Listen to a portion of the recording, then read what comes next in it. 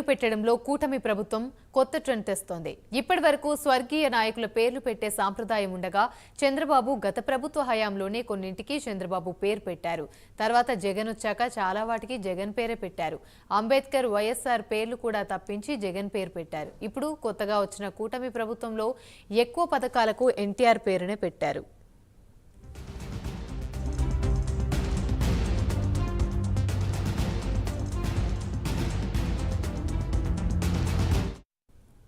ప్రస్తుతానికి పండుగ కానుకలకు చంద్రబాబు పేరు పెట్టారు. కేంద్ర ప్రభుత్వ నిధులు వచ్చే వాటికి పీఎం అనేది పెట్టాలని అనుకుంటున్నట్లుగా తెలుస్తోంది. సీఎం చంద్రబాబు నాయుడు సంకీర్ణ ధర్మాన్ని పాటిస్తూ పవన్ కళ్యాణ్ పేరును ఒక పథకానికి పెట్టాలని ప్రతిపాదించినట్లు తెలుస్తోంది.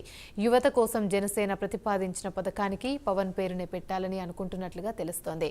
పవన్ యువ వికాసం పేరుతో ఒక పథకాన్ని రూపొందిస్తున్నట్లుగా సమాచారం.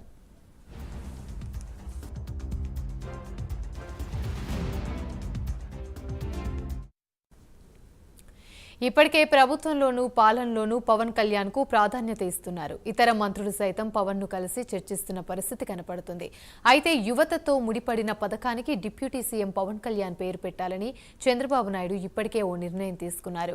దానికి పవన్ యువ వికాసం పేరును పెట్టాలని నిర్ణయించినట్లు తెలుస్తుంది. ఇప్పటికే ప్రభుత్వంలో పాలనలో పవన్ కళ్యాణ్ కు అత్యధిక ప్రాధాన్యత ఇస్తున్న చంద్రబాబు ఎన్టీఆర్ పేర్లతో పాటు పవన్ కళ్యాణ్ పేరును ప్రభుత్వ పథకాలకు పెట్టాలని నిర్ణయించారు.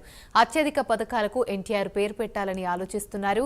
పండగ కానుకలకు చంద్రన్న కానుక అని పేరు ఖరారైంది. స్కాలర్షిప్లు, విదేశీ విద్యకు అంబేద్కర్, అబ్దుల్ కలాం పేర్లను పరిశీలిస్తున్నారు. అలాగే గోరుముద్ద పథకానికి పీఎం పేరును పరిశీలిస్తున్నారు. కేంద్ర నిధులున్న వాటికి పీఎం అని పెట్టే అవకాశం ఉంది.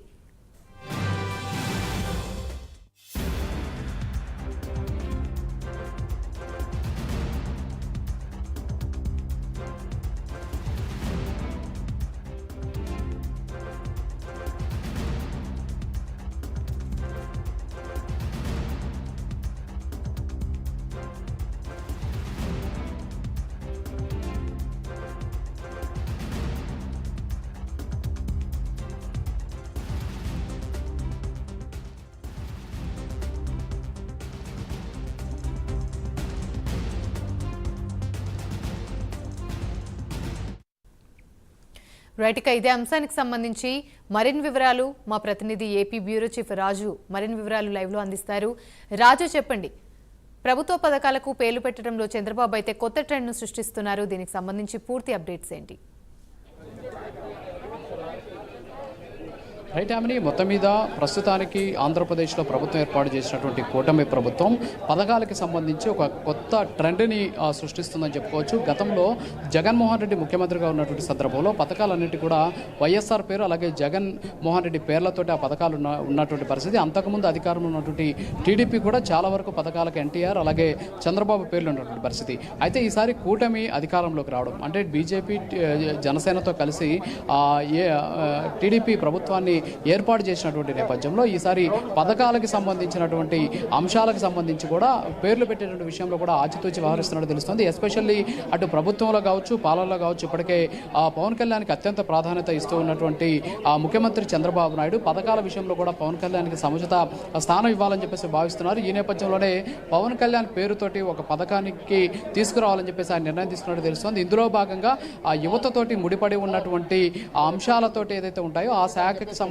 ఒక పథకాన్ని ఏర్పాటు చేయాలి. ఆ పథకానికి పవన్ కళ్యాణ్ పేరుతోటి ఆ పథకాన్ని తీసుకురావాలని చెప్పేసి నిర్ణయం తీసుకున్నటువంటి పరిస్థితి. పవన్ యువ వికాసం పేరుతోటి ఈ పథకాన్ని తీసుకురావాలని చెప్పేసి ఇప్పటికే నిర్ణయం తీసుకున్నటువంటి సిచ్యువేషన్ కనిపిస్తుంది. మరోపక్క పథకాలకు సంబంధించినటువంటి ఆ పేర్ల విషయంలో కూడా చాలా ఆచితూచి వ్యవహరిస్తున్నారు. ప్రస్తుతానికి పండగలకు సంబంధించినటువంటి కానుకల పథకాలు ఏవైతే ఉంటాయో వాటికి మాత్రమే చంద్రబాబు పేరుని, మిగతా ఎక్కువ పథకాలకి ఎన్టీఆర్ పేరుని పెట్టాలని చెప్పేసి నిర్ణయం తీసుకున్నట్టు తెలుస్తుంది. అంతేకాకుండా అబ్దుల్ కలాంకి సంబంధించినటువంటి పేర్లు కూడా కొన్నిటి పెట్టాలని చెప్పేసి నిర్ణయం తీసుకున్నటువంటి సిచ్యువేషన్. దీంతో పాటు ఎస్పెషల్లీ అంబేద్కర్కి సంబంధించిన కొన్ని పేర్లు, అలాగే విదేశీ విద్యకు సంబంధించి అంబేద్కర్ పేరు పెట్టాలి, అలాగే అబ్దుల్ కలాం పేరు పెట్టాలని చెప్పేసి కూడా నిర్ణయం తీసుకున్నట్టు తెలుస్తుంది. మరోపక్క కేంద్ర ప్రభుత్వ పథకాలతో నడిచేటటువంటి కేంద్ర ప్రభుత్వ నిధులతో నడిచే పథకాలు ఏవైతే ఉంటాయో వాటికి పీఎం పేరు పెట్టాలని చెప్పేసి కూడా చంద్రబాబు సర్కార్ నిర్ణయం తీసుకున్నటువంటి సిచ్యువేషన్ ఉంది. ఎందుకంటే గోరుముద్ద అనేటటువంటి కార్యక్రమం ఇవాళ స్కూల్స్లో పిల్లలకి పోషకాహారం అందిస్తూ ఉన్నటువంటి నేపథ్యంలో అది కేంద్ర ప్రభుత్వ నిధులతో ఆ పథకం కొనసాగుతుండడంతో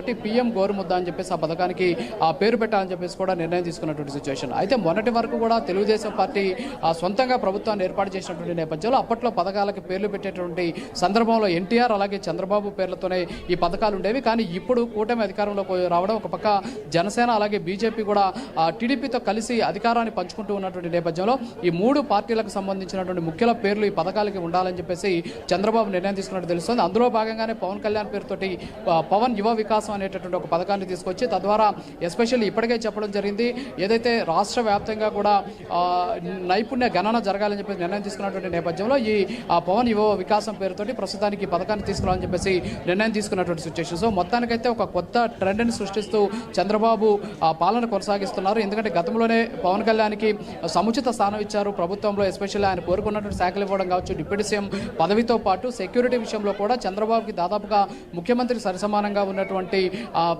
భద్రతను కూడా ఇచ్చినటువంటి పరిస్థితి. మరి ఈ నేపథ్యంలోనే పవన్ కళ్యాణ్కి ఎక్కడా లోటు లేకుండా చూసుకుంటూ వస్తూ ఉన్నటువంటి చంద్రబాబు పథకాలకు సంబంధించినటువంటి విషయంలో కూడా పవన్ కళ్యాణ్ పేరుతోటి ఒక పథకాన్ని తీసుకురావాలని చెప్పేసి నిర్ణయం తీసుకున్నటువంటి పరిస్థితి. దీంతో ఇప్పటికే పవన్ కళ్యాణ్తో కూడా ఆయన చర్చించినట్టు తెలుస్తుంది. సో దీని మీద త్వరలోనే ఒక క్లారిటీ వచ్చేటటువంటి ఛాన్సెస్ కనిపిస్తున్నాయి. Yamini. Right, thank you Raju.